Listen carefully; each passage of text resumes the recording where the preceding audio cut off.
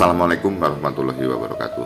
Teman-teman dan sahabat dimanapun Anda berada, mudah-mudahan kita selalu mendapat perlindungan dari Tuhan Yang Maha Esa, selalu mendapat kesehatan, kebahagiaan, dan kesejahteraan. Teman-teman, dalam video saya ini sebenarnya saya ingin menjawab ada pertanyaan dari subscriber saya, salah satunya, tapi tidak saya sebut. Om Tris ini orangnya tidak konsisten, bahasanya seperti itu ya.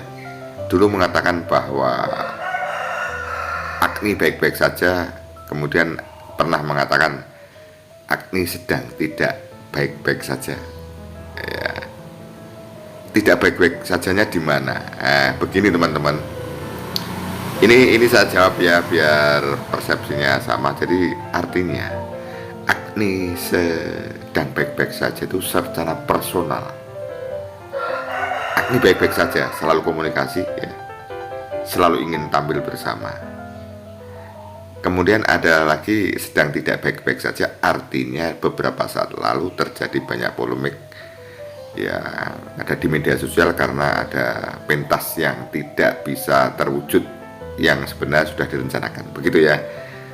Artinya kan seperti itu. Jadi konteksnya berbeda, tidak baik-baik saja, ternyata Agni belum bisa seperti yang diharapkan dari fans, termasuk yang punya hajat. Oke, seperti itu ya teman-teman ya. Jadi secara personal tetap baik-baik saja, fix. Oke. Kemudian coba kita bacakan komentar dari Siti Handayani. Kalau menurut saya Agni itu masih baik-baik saja dan saling welcome. Sing penting kalau mau Agni sepanggung, budget udah tidak bisa harga lama, karena keduanya udah sama-sama naik daun dan itu wajar sih menurut saya. Doa terbaik untuk Agni, semoga semakin sukses. Bisa jadi seperti ini ya teman-teman. Ini saya kira komentar yang bagus ini, jadi menganalisa ya. Yang jelas kata kunci Agni secara personal masih baik-baik saja. Kemudian ini dari Dwi Arif. Terima kasih Mas Dwi. Salam hormat dari Situbondo Om. Terima kasih.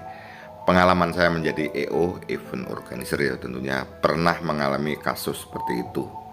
Hal ini memang sering terjadi antar manajemen, tapi saya yakin masalah ini tidak akan berlarut-larut, pasti ada solusinya.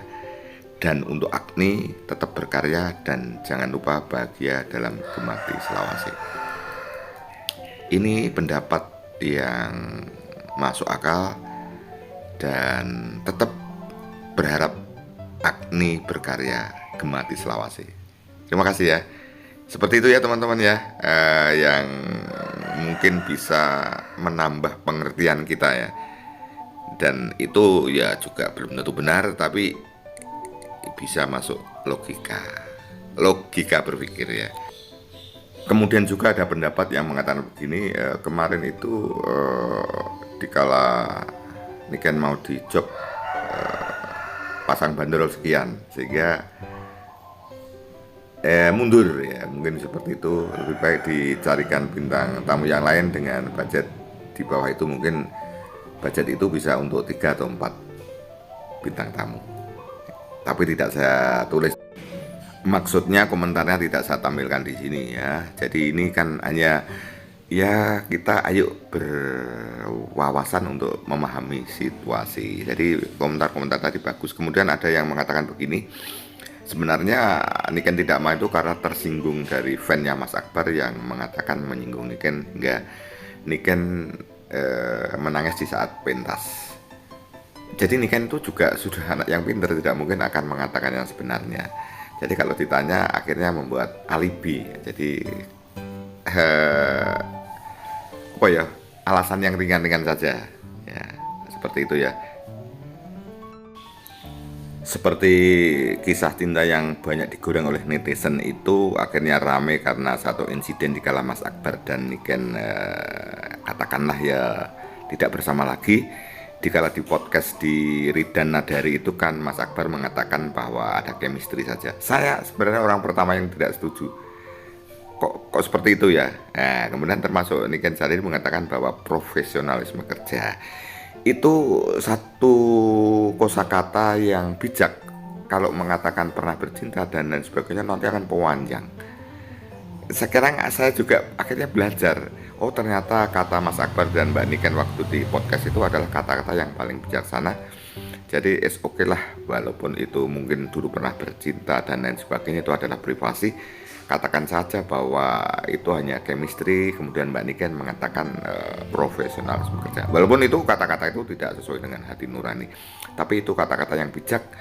Ada falsafah yang dulu mengatakan jujur mateni agak berbong sedikit tetapi nyelameti, membuat selamat itu ada.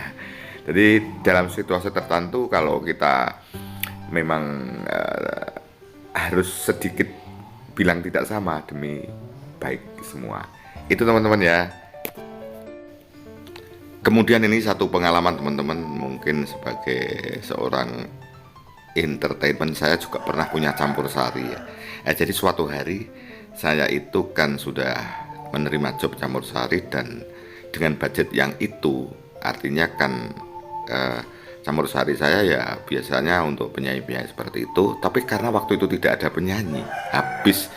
Saya bingung, sisi lain saya harus pentas karena sudah sanggup. Suatu hari saya ketemu Vita KDI, waktu moncer Vita KDI baru selesai audisi KDI, ketemu di Dinas Pariwisata. Suatu hari waktu itu akhirnya saya ngomong-ngomong, "Ta Vita, penyanyi nasional ngono kuwi dijaluki tulung cik iso ora?" "Ya nyapa gak iso?" "Tenan to ta?" "Bisa." Jadi gini teman-teman, Vita KDI itu kan pernah cerita. Jadi dulu waktu mau audisi itu ketemu saya dan saya berikan masukan. Akhirnya alhamdulillah bisa lolos. Kemudian dikala di Jakarta ada permintaan lagu ngebeat, itu konsultasi dengan saya. Akhirnya begini teman-teman, ya wes, terus budgetmu piro, landumu duit piro, kan gitu. Nah waktu itu kan saya baru melihat Vita itu menerima DP dari Dinas Pariwisata pentas di mana lupa saya, itu DP-nya saja 10 juta. Iya. Kemudian yo sampean ngerti toh ta, nek seperti saya ini main kan waktu itu mungkin honor penyanyi ya sekitar 250 ribu ya. Kemudian saya daripada nanti dimarahi orang karena saya sudah sanggup, wis tangene ta. Saya lupa waktu itu saya punya dana 2 juta. Mau ndak? Yo wis gelem, mau. Tenan po gak? Iya. Engko tekomu jam 10 bengi. Ndak, mintanya datang jam berapa? Yo seperti biasanya kamu 7:30 harus datang. Seperti itu ya teman-teman ya. Akhirnya ternyata betul 7:30 datang, bahkan membawa mobil mewah teman-teman. Jadi mobilnya itu kan tidak salah mobil Hummer seperti ini ya, mobil Amerika ya. Mobil Amerika ini bannya saja ya sudah namanya mobil Amerika, harganya miliar. Datang dan dia nyanyi sampai akhir. Kemudian berikutnya saya ada orang yang mencari saya karena ada info nanggap Vita KDI itu kalau dengan Om Tris namanya campur sari karisma waktu itu ya. Akhirnya saya terima dan Vita KDI oke, mau ya, masih mau. Kemudian yang berikutnya ada lagi. Sekarang saya sudah mulai mikir-mikir ya, Vita KDI itu mau kan karena satu kedekatan ya, kedekatan personal ya. Sebentar Pak ya.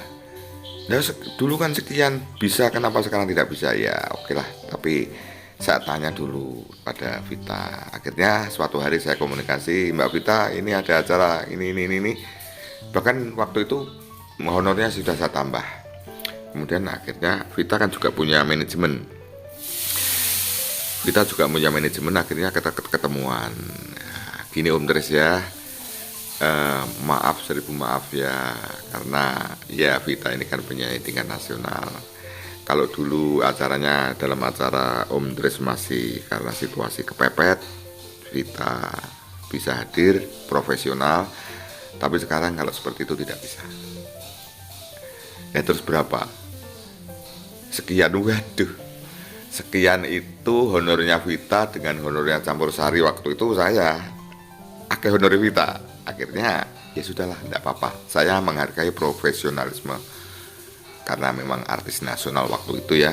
Kemudian saya sampaikan pada yang mau ngejob, maaf tidak bisa ya. Tidak bisa, saya katakan bahwa dulu itu bisa karena situasi kepepet si Vita, kasihan kepada saya. Juga ada hubungan personal yang baik, tetapi ke belakangnya kan kita juga harus menghargai profesionalisme. Mungkin itu teman-teman ya, mungkin seperti itu ilustrasi lah, dan itu yang terjadi di Mas Akbar dan Mbak Niken bisa saja sejenis dan bisa saja tidak seperti itu. Tapi paling tidak kita, oh seperti itu toh ya. Seperti itu toh dalam dunia infotainment. Kemudian teman-teman mungkin saya tambahkan ya. Jadi harapan kita kan ini kan selalu bersama dengan Mas Akbar di kala pentas.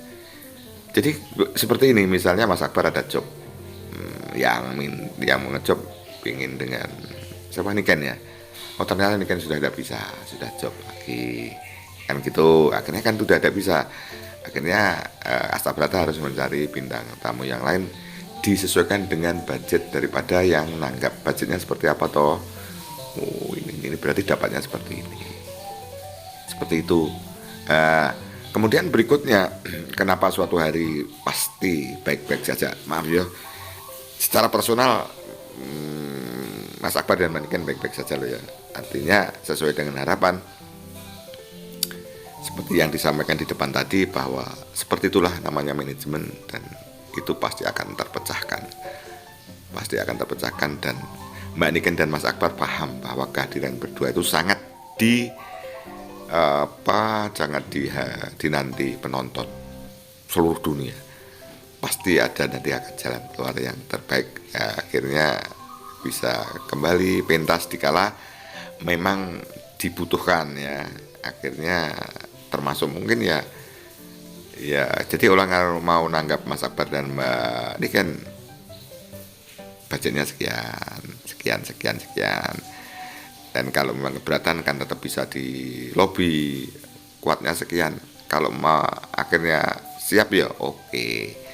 Saya kira seniman tidak patok bangkrong ya, tidak harus sekian. Kalau memahami karena kemampuan sekian dan masih jalan, menurut saya jalan. Seperti itu teman-teman. Makanya saya katakan dulu ada satu dinamika ya, dinamika seperti apa. Kita tidak mau mencampuri secara mencampuri, tetapi ini biar logika berpikir kita, oh dalam dunia entertainment itu seperti itu. Seperti pengalaman saya dengan Vita KDI, dan masih banyak pengalaman seperti itu ya. Pengalaman seperti itu masih banyak sekali. Oke teman-teman, kira-kira sampai di sini dulu ya. Terima kasih ya. Mudah-mudahan video saya ya sedikit memberikan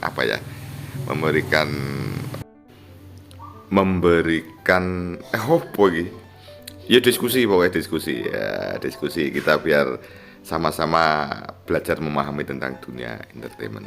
Demikian teman-teman ya. Terima kasih. Wassalamualaikum warahmatullahi wabarakatuh.